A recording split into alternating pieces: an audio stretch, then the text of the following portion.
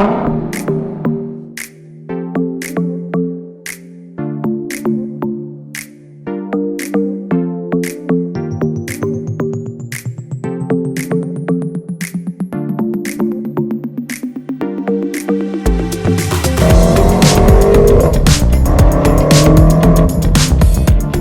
was only a few weeks ago we were able to have a go in BMW's X5M competition, thanks to the generosity of our friends at International BMW.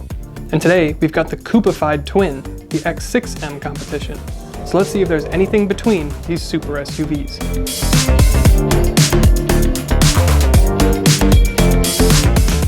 I'll be totally honest with you guys, this one kind of perplexes me because on one hand we have something from BMW's M division, which means it's intended to be a sports car, something sharp and dynamic, and on the other hand it's an SUV, which means it's tall, it's heavy, and the center of gravity is up higher, which compromises some of the sports car thing. And then, again in tandem with that, it's an SUV, but they've chopped a bunch of headroom out of the back and a bunch of trunk space out of the back, so I guess I don't really know what it's trying to be, but identity crisis aside, let's talk about what this thing is like behind the wheel.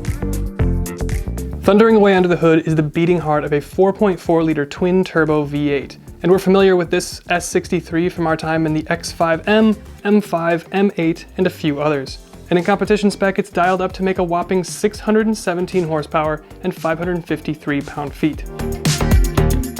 That horsepower figure is way up over the base X6M. But the torque number actually stays the same, but don't you for one second think that this thing just lumbers off the line. This thing is quick, 0 to 60 in under 4 seconds, and that's a quick reminder that this is a family mid-sized SUV, something that's capable of going on a Costco run, and if it does go on the Costco run, it's going to show that Costco the quickest run it's ever seen.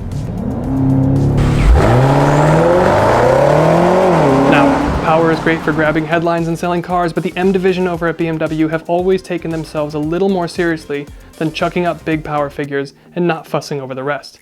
Leave that to SRT. No, the letter M on the back, and especially with competition underneath, rest assured this is not a one-trick pony.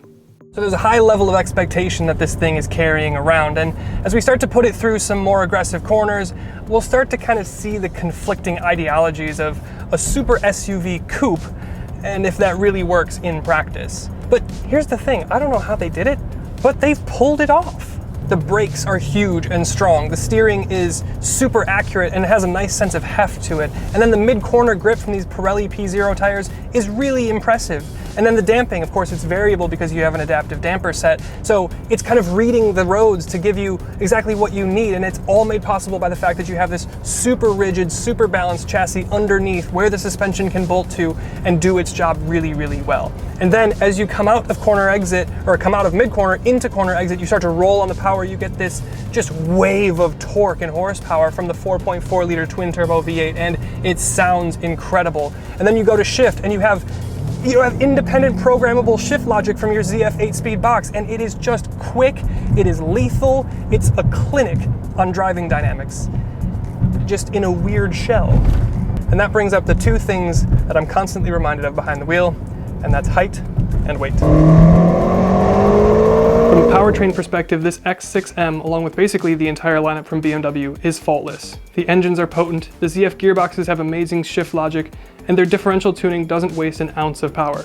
However, no amount of shift tuning or spring rate adjustment will make me unaware of how high I'm sitting and how the over 5,000 pounds of weight feels on braking and in a corner.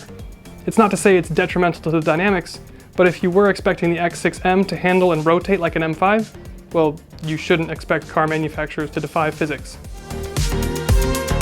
That said, I didn't go into this thinking, oh yeah, this SUV is going to drive like a sedan. No, that would be insane. What I did think was, this thing is going to be a riot behind the wheel, and it is. But in the interest of being thorough, let's dial things back into comfort, slow things down, and see how this X6M gets on doing the utility part of SUV. Just cruising in this thing, I would call fine.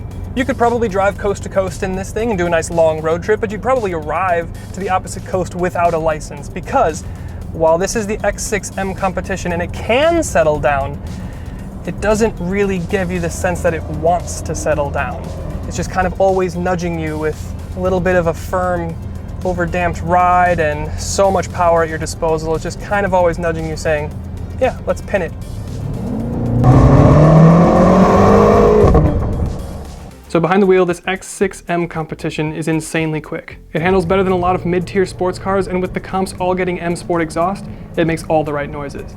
And it can do the daily thing, but you can tell its heart, it wants to be driven. So with that, let's step outside.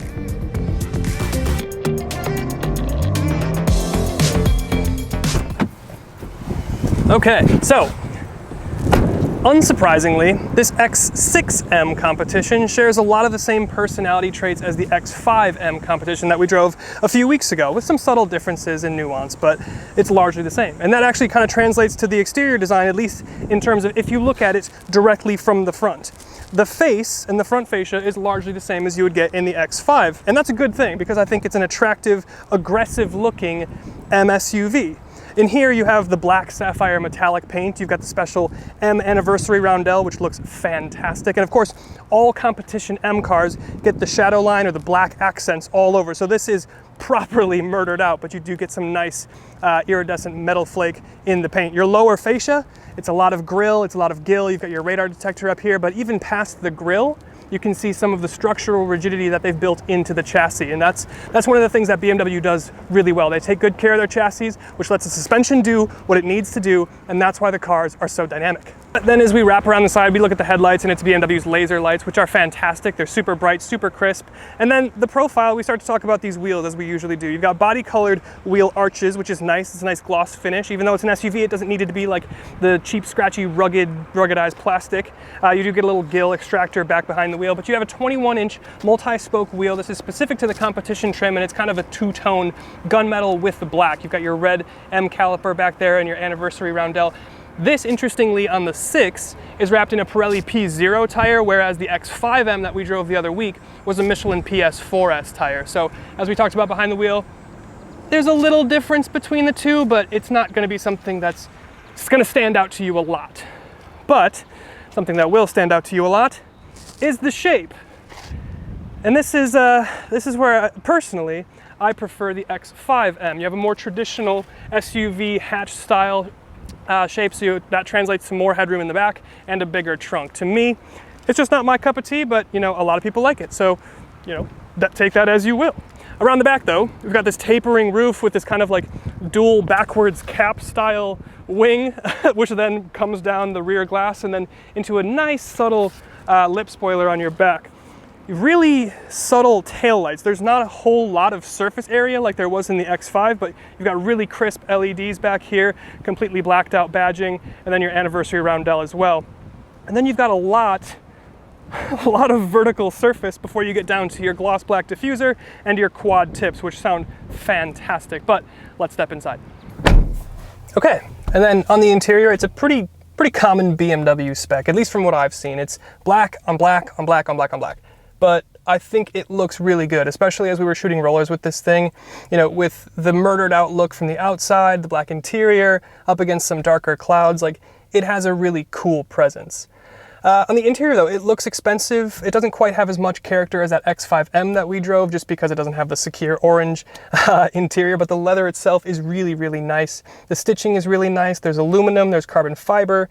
The center console doesn't creak and rattle. It's built really, really well on the interior here. And of course, the light up badging on the seats really gets me every single time. But then speaking of seats, you do have heated seats, you have cooled seats, you have massage seats, you have a heated steering wheel.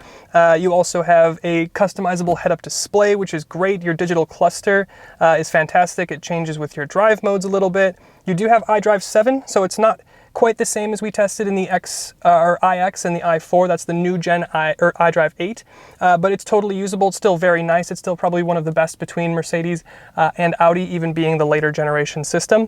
This will transition in the coming years to the new iDrive 8, but the graphics are good, the processing is fast, and you do get loads of features.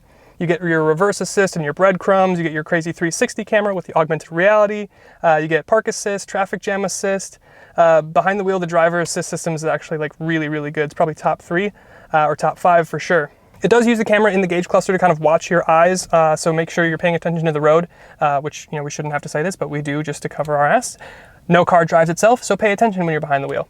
But if anything were to happen, you do have a built-in drive recorder, which is really, really nice, so you can play with that in your settings. I did forget to mention that the steering wheel comes with its own custom, M1 and 2 buttons, so you can have kind of like a really aggressive setting and kind of a more calm setting, and then you can kind of program your shortcuts, which is really nice. You do have sunshades in the back, you have ambient lighting, you have a pretty big panoramic roof, and that takes us to the rear seats, which is where I start to have a little bit of trouble. In terms of legroom, they're decent. I have enough room. In the X4, I would be a little bit more cramped, but then in terms of headroom is really the thing, and that's what you get with the coupified kind of tailored, or excuse me, not tailored, but like sloping roof line. So that eats into your headroom a little bit, but you do have heated seats back there. You do have your own climate controls and all sorts of stuff. So it is pretty nice if you're not suffering for headroom. And then, the trunk, just like the rear seats with the roof line, it's going to be a more compromised cargo area as compared to the X5 just because of the roof line. So, take that with, a grain of salt. If you want the look of this thing with the tapered roof, that's what you're going to get. You're going to get less headroom and less trunk space, but you get the look if that's what you're into. So it's still decent size. It's still totally usable. And it's still practical, but it is less so than it would be in the X5. And I think that's probably a good time to get into some final thoughts.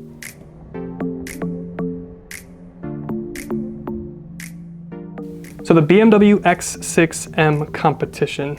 It's a statement as it rips down the road. It's insanely quick, the noise it makes is incredible, and the interior treatments are spectacular. However, I can't help but make the comparison to the X5. And for me, that's the one you'd find in my garage. It's all the flash of the X6, but with better rear headroom, more trunk space, and it's cheaper. Either way you go though, BMW continues to blur the lines of sport and super SUV. Thanks again to International BMW for letting us have a go, and we'll see you in the next one.